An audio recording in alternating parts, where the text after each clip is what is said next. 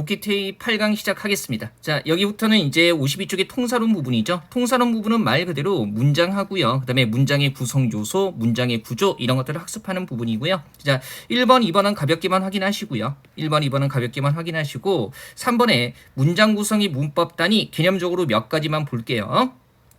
자, 한번 보시면요. 국어 문장에서 가장 핵심적인 성분은 뭐다? 서술어고요. 그죠? 그 다음에 국어의 문장 같은 경우는 서술어와 서술어가 요구하는 요소들을 기본으로 구성이 된다는 겁니다. 일단 단어는 우리가 이미 다 배웠고요. 어절, 구, 절 같은 거 가볍게 보면요. 어절은 뭐예요? 예, 말 그대로 어절 같은 경우에 문장을 구성하고 있는 각각의 말이고요. 이게 필요한 이유는 그죠? 이게 필요한 이유는 어절이라는 것이 문장 성분을 구성하는 가장 기본적인 단위가 되기 때문이고요. 그 다음에 구라는 건 사실은 국어 문법에서 그렇게 중요하지는 않고요. 절이라는 거 굉장히 중요하죠. 그죠? 절이라는 건 뭐냐면 주어와 서술어를 다 갖춘 문장이 그죠? 전체 문장 안에서 그죠? 전체 문장 안에서 하나의 품사, 단어처럼 쓰이는 것을 뜻하는 겁니다. 그래서 구와 절의 차이점 같은 것들은 잘 확인할 수 있어야 되죠. 자, 오른쪽에 보조단 보시면 구나 절이나 기본적으로 모두 2개 이상의 어절로 되어 있기는 해요. 2개 이상의 어절로 되어 있기는 하지만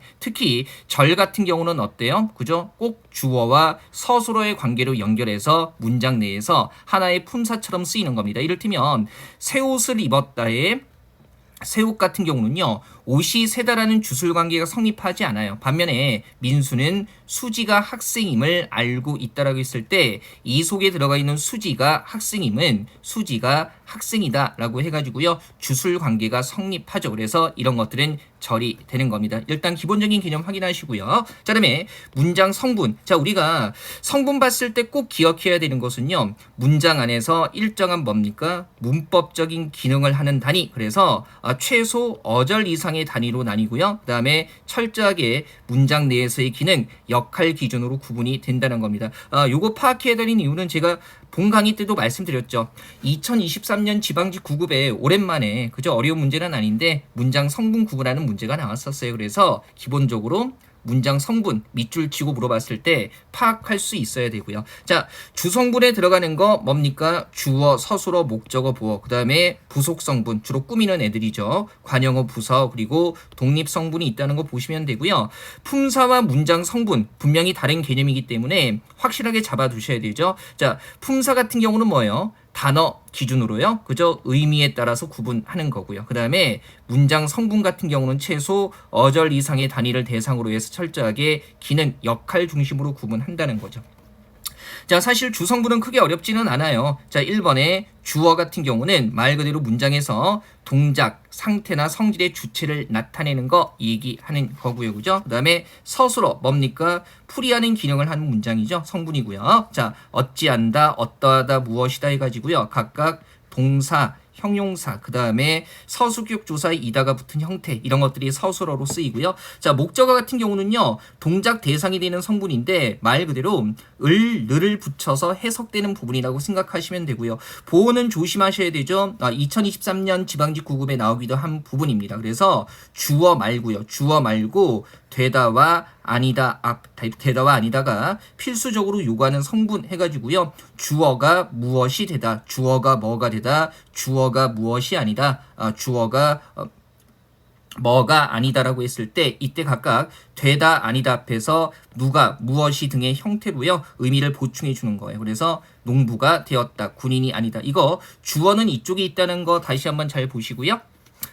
네, 부속 성분에서 관형어는요. 우리가 그 성분에서는요. 관형어 파악하는 게 되게 쉬워요. 그래서 체언을 수식하면 무조건 뭐가 되는 겁니까? 관형어가 되는 거고요. 그 다음에 쉽게 접근하세요. 자, 체언 말고 그죠? 다른 성분을 수식하면 무조건 뭐가 되는 거예요? 부서가 되는 거죠. 자, 복잡하게 생각하지 마시고요. 다만 여기서 조심해야 되는 건 관형사와 관형어 구분하는 거 굉장히 중요하죠. 이거 왜요?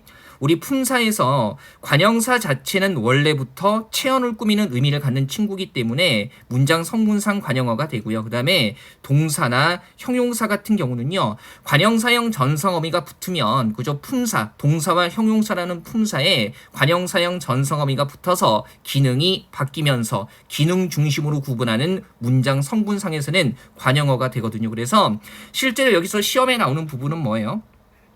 특정 어절이나 단어의 밑줄 치고 얘가 꼭 체언을 꾸미죠. 그러고 나서 성분을 물어보는 게 아니라 성분은 단어가 무엇이든지 관형어이기 때문에 뭘 물어봅니까? 품사를 물어봐요.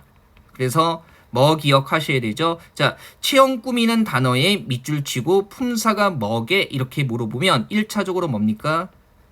가변어인지 불변어인지 파악해야 되죠. 그래야 혼동을 줄일 수 있습니다. 그러면 가변어의 범주라면 그죠? 다를 붙인 기본형이 있고 다양한 어미 결합해서 형태 변화할 수 있다면 얘는 품사를 뭐예요? 용언의 범주에서 동사, 형용사 범주에서 생각하셔야 되고요. 자, 불변어의 범주라면 형태가 고정돼 있다면 얘는 품사가 뭐가 되는 거예요? 관형사가 되는 거죠. 그리고 가변어, 그래서 용언의 범주 잡았을 때 동사, 형용사 구분하는 기준은 우리가 이미 알고 있잖아요. 그죠? 가장 핵심적인 기준. 그죠? 동사는 현재 시제 선어발 어미, 니은, 는이 결합할 수 있다라는 거. 한국인의 문법적인 직관으로 동사, 형용사 파악하는 건 많이 어렵지 않기 때문에 확인하시고요. 자, 그다음에 3번에 독립성분, 말 그대로 직접적인 관련이 없는 성분이고요. 감탄사나 혹격조사 붙어서 부르는 말들이 독립성분인 독립어가 되는 겁니다. 시험에 거의 안 나온다고 했죠. 자, 그다음에 문장의 짜임새 해가지고요. 문장의 구조 묻는 문제 이런 것들 출제가 되는 겁니다. 도식화한 건 가볍게 확인하시고요. 자, 바로 보죠. 문장은 크게 1번에 헛문장과 겹문장으로 나뉩니다. 헛 문장은 주어 서술어의 관계가 한 번만 이루어져 있는 거고요. 한국어 문장에서는 서술어가 핵심적이라고 했죠. 그래서 서술어 하나만으로 이루어지기도 합니다. 그 다음에 겹문장은 주어와 서술어의 관계가 2번 이상 이루어져 있는 문장인데 크게 아는 문장과 이어진 문장으로 나뉘게 되는 거죠. 자, 아는 문장은 뭐예요? 그죠? 전체 문장 속에 혼문장을 안고 있는 전체를 아는 문장이라고 하고요. 그 다음에 그 속에 들어가 있는 혼문장을 안긴 문장이나 절이라고 해요. 얘네들이 무슨 역할을 하느냐에 따라서 다양한 종류로 나뉘게 되죠. 자, 명사절 같은 경우는 형태 암기하라고 했어요. 그죠? 자, 요거 의존명사 겉 붙은 형태보다는 음이나 미음, 기가 붙으면 어떤 기능을 하든지 간에 무조건 뭐예요? 명사절이 됩니다. 그래서 철수가 해냈음. 문장 내부에서 절 찾을 때는 주어와 서술어 관계로 묶인 거 찾으면 되죠. 그가 범인이라는 것에서 각각 분명하다와 밝혀졌다의 주어가 되고 있고요. 그 다음에 농사가 잘되다 묶여서 를 빌었다 목적어. 그리고 고기가 나오기 위해서 둘 다 기 붙어 있죠. 자, 다만 고기가 나오기에 이르다 부서의 역할하고 있지만 지금 명사형 전성함이 기 붙었기 때문에 이런 경우에도 여전히 뭐로 보는 거예요? 명사절로 보는 거예요. 그죠? 자, 관형절 같은 경우는 형태를 외울 필요는 없어요. 그래서 내가 읽은, 내가 읽는 등 해가지고요. 주어와 서술어 관계로 묶여서 책 꾸미면 관형어의 기능을 하는 관형절이 되는 거고요. 부사절은 부서의 기능을 하는 거죠. 그래서 주술 관계로 묶인 것이 체험 말고 다른 것을 꾸미면 부사절이 되는 겁니다. 이거 보세요. 예문. 그죠? 말도 없이 재주가 있게 비가 와서 해가지고요. 말이 없다, 재주가 있다, 비가 오다. 주술 관계로 묶이고요. 이렇게 묶여서 뭡니까? 떠났다, 생겼다, 중지했다라는 용언을 꾸미고 있기 때문에 부사절이 되는 거죠. 다만 이제 조심해야 되는 건 다시요. 1번에 명사절도 부서의 기능을 할 수 있고요. 부사절도 원래부터 부서의 기능을 하기 때문에 우리 왜 용언 꾸미는 부서의 기능을 할 때 당연히 시험에서 얘가 명사절인지 부사절인지 트릭을 걸 수밖에 없어요. 그래서 오른쪽에 보조란 보시면 설령 자 용언을 꾸미는 부서의 기능을 할지라도요. 부서의 역할을 할지라도 명사의 형태 즉 뭐예요? 미음, 기로 끝나면 그 절은 무슨 절이 된다? 명사절이 된다라는 거 요거 생각하시면 되고요. 자, 그다음에 서술절 같은 경우에 주술 관계로 묶인 절이 말 그대로 뭡니까? 서술어의 기능을 하는 것을 얘기하는 거죠. 그래서 이거 보면 얼굴이 까맣다, 인정이 많다 해가지고요. 이 절이 지하는 그녀는 이라는 주어를 풀이해주고 있습니다. 이런 서술절은 서술절의 주어가 전체 문장 주어의 부분이 되는 경우가 대부분이죠.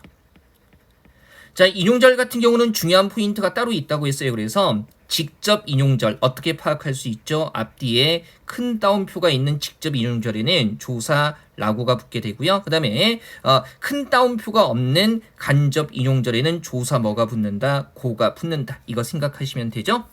자, 그래서 이거 다음 페이지 예문 보세요. 이런 거. 난 저렇게 많은 별은 처음 봤어 했을 때 난 저렇게 많은 별은 처음 봤어. 앞뒤에 큰 따옴표가 있는 직접 인용절이기 때문에 이때는 뭐가 붙어요?